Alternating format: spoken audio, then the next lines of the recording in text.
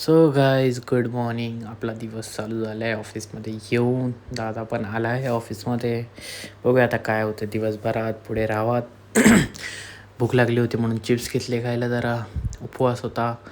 गेलो, एक side visit होती. दादाला पण फोन कॉल चालू आले ते क्लायंटचे. सो दादाची गाडी नव्हती घेऊन जाऊ शकत.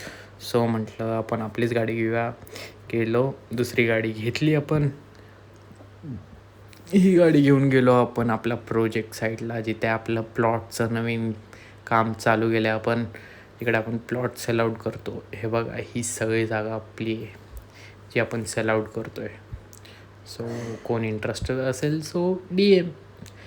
सो तिकडून निघालो, परत ऑफिसला आलो. ऑफिसमध्ये आल्यावरती बघतो आहे काय तर लाईट गेले.